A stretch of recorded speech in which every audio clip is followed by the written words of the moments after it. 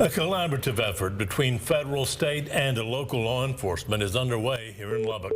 While Lubbock saw nearly a 20% decrease in violent crimes from 2024 to 2025, the work to get offenders off the streets is ongoing. KCBD News Channel 11's Dylan Villa has more on this effort known as Operation Hub City Shield. The Justice Department is cracking down on violent crime here on the South Plains while also ensuring safety for residents.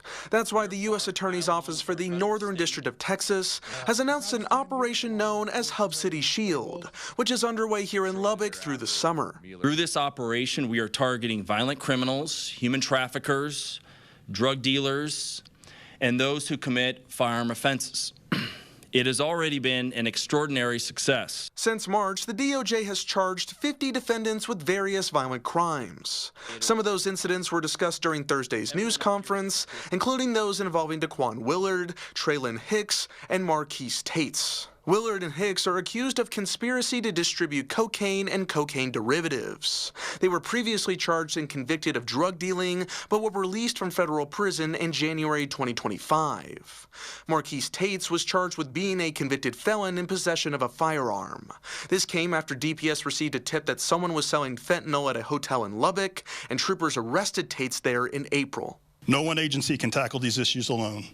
When local, state, and federal law enforcement work together, share intelligence, and coordinate efforts, we're much more effective at targeting violent offenders, dismantling criminal organizations, and holding those responsible accountable. Sean Maleka, the acting U.S. Marshal for the Northern District of Texas, says 44 felony arrests were made in April alone during this operation.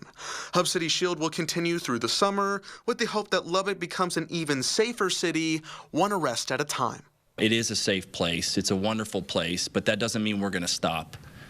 My job and the job of the folks up here with me is to continue to protect every single person that's in Lubbock. And so any crime that happens to anyone, we're going to go after. And so it's to let the folks know out there that if they're thinking about hurting someone, we're going to come get you. Dylan Villa, KCBD News Channel 11.